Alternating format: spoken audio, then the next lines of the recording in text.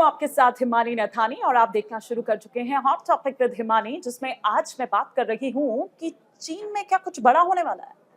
क्या चीन में तख्ता पलट होने वाला है? सत्ता परिवर्तन की जो आहट है, क्या वो सुनाई दे रही है? शी जिनपिंग कहां गायब हैं? क्यों नहीं दिखाई दे रहे हैं?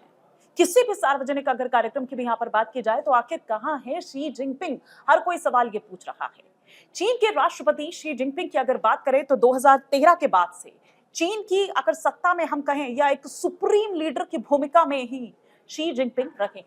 मतलब शी जिनपिंग को आजीवन नेता के तौर पर देखा जाता रहा चीन में।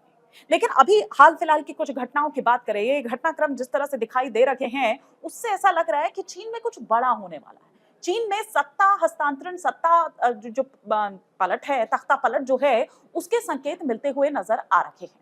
शी जिनपिंग ने 12 साल के अपने इस लंबे शासनकाल की अगर हम बात करें तो उसमें कभी ऐसा नहीं हुआ है जो अब एक्टिविटीज देखने को मिल रही है।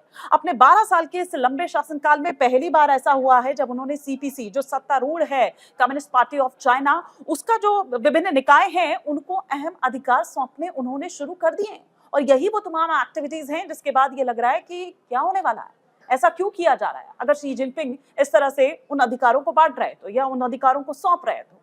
लेकिन सवाल यहां पर यह है कि आखिर ऐसा हो क्यों रहा है, क्योंकि जिंदगी भर सत्ता का जो सपना देखने वाले हैं शी जिनपिंग, आखिर क्या हुआ कि चाइना का शी जिनपिंग से मोह भंग हो गया?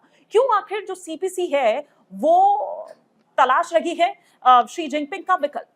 क्या उसके पीछे की वजह हो सकती है? आज हम उस पर भी यहाँ पर बात करेंगे और साथ ही साथ अगर ऐसा है तो फिर शी जिनपिंग के बाद कौन?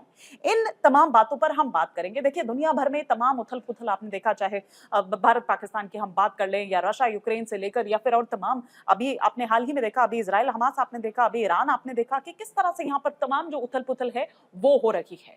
लेकिन शी जिनपिंग कहीं नहीं है। शी जिनपिंग कहीं नहीं दिखाई दे रहे हैं। आखिर इस मोह भंग की वजह क्या है? क्या शीर्ष के नेताओं का जो दबदबा है वो इसके पीछे की वजह है, या अमेरिका के साथ वो जो आर्थिक युद्ध है, क्या हम वो देखें और देश के भीतर जो पॉलिटिकल जो भी तमाम चीजें चल रही है, क्या वो उसकी वजह हो सकती है?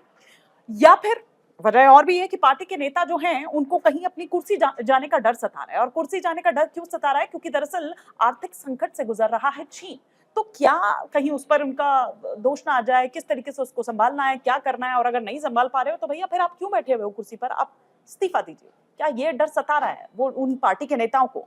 अंतरराष्ट्रीय नीतियों को लेकर देश भर में निराशा देखी जा रही है और जिनपिंग का जो तानाशाही भरा शासन रहा है, उससे भी ये माना जा रहा है कि जो असंतोष है वो बढ़ रहा है।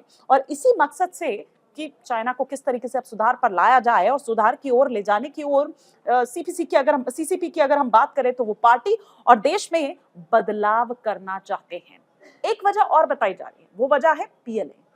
ये बताया जा रहा है कि शी के तख्ता पलट होने के पीछे की जो एक बड़ी वजह है वो पीएलए के जो सीनियर ऑफिसर हैं झांग, उनसे तनाव का एक कारण है। क्योंकि उनसे जब ये तनाव हुआ, उस तनाव के बाद ही उनको हाउस अरेस्ट कर लिया गया। ना केवल इतना, बल्कि शी जिनपिंग की जो निजी अगर सुरक्षा की मैं बात करूं, सिक्योरिटी की बात करूं, तो वो भी कम कर दी गई है, बल्कि आप यूं कहिए कि एक तरह से खत्म कर दी गई है। लेकिन शी जिनपिंग को लेकर इस तरह के दावे क्यों किए जा रहे हैं? 15 दिन से ज्यादा का वक्त हो गया है, बल्कि इससे भी ज्यादा आप ये कह सकते हैं कि किसी भी सार्वजनिक कार्यक्रम में नजर नहीं आए हैं शी जिनपिंग। पोलित ब्यूरो की बैठक की अगर हम बात करें तो इतनी इंपॉर्टेंट वो बैठक होती है, उसमें भी नजर नहीं आए हैं जिनपिंग। इसके अलावा ब्रिक्स में तमाम उथल पुथल की जब बात कर रही हूँ तो ब्रिक्स आप देखिए कि वहां तमाम नेताओं का जमावड़ा लग रहा है, लेकिन शी जिनपिंग कहीं नजर नहीं आए। कहां है वो ब्रिक्स का सी? वो चाइना कहां है? वो नहीं नजर आए।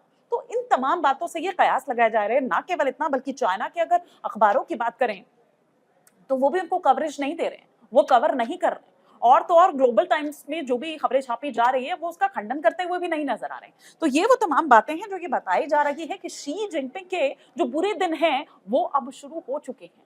और यही कारण है कि अभी कहा तो ये जा रहा है कि जांच से तनाव के चलते जो हाउस अरेस्ट है वो उनको कर लिया गया है, इसलिए कहीं से कहां वो दिखाई देंगे, किसी पिक्चर में नहीं, कि किसी कहीं कार्यक्रम में नहीं। तो क्या कारण है? तो अब सवाल यहाँ पर ये उठता है कि अगर शी जिनपिंग वाकई उनके बुरे दिन शुरू हो चुके हैं, उनका काउंटडाउन शुरू हो चुका है, तो फिर उनके बाद कौन? दो बड़े नेता जिनके नाम सामने निकल कर आ रहे हैं। सीसीपी को दरअसल ऐसे शख्स की तलाश है जो चाइना के लिए कई नीति है जिनको सफल बना सके। इसमें पूर्व डिप्टी पीएम जो है वांग यांग, जो कि सीसीपी की पहली पसंद माने जा रहे हैं। ये माना जा रहा है कि हो सकता है कि वांग यांग उनकी जगह ले, उनका उत्तराधिकारी बने, या फिर ये कहा जा रहा है कि जनरल झांग यूक्सिया उनका उत्तराधिकारी वो बन सकते हैं। तो क्या और क्यों आखिर इन दोनों नेताओं के नाम आ रहे हैं, वो भी हम आपको यहाँ पर बता देते हैं। सबसे बड़ी बात, वांग यांग की जब हम बात कर रहे हैं तो चीन के पूर्व डिप्टी पीएम है, जैसा कि मैंने पहले भी कहा। आर्थिक मोर्चों पर अगर बात करें तो काफी ज्यादा मजबूत उनकी पहचान है। हू जिंताओ से कंपेयर किया जाता है, ये कहा जाता है कि उनके जमाने के वो बड़े नेता हैं, तो एक वो भी उनके पास एडवांटेज है। इसके अलावा ग्वांगडोंग में साफ छवि की जो सरकार है वो उन्होंने चलाई है, जिसको दुनिया भी मानती है। और दूसरे नंबर पर जो हैं वो है झांग यूक्सिया, जो कि सेंट्रल मिलिट्री कमीशन के प्रथम उपाध्यक्ष है। और उनकी ताकत क्या है? उनकी ताकत है पीएलए में जो उनकी मजबूत पकड़ है। अभी हाल ही के दिनों में अगर हम देखें तो वो एक मजबूत नेता बतौर उनकी जो छवि है वो भी उभर कर सामने आई है। प्लस एक और बात, वो शी जिनपिंग के काफी वफादारों में रहे हैं।